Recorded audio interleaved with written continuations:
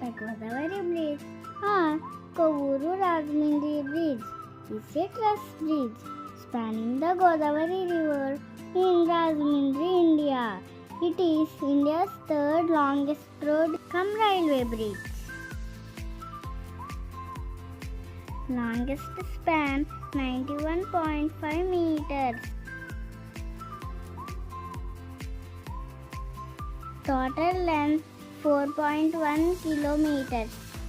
Opened 16 August 1974, 49 years ago.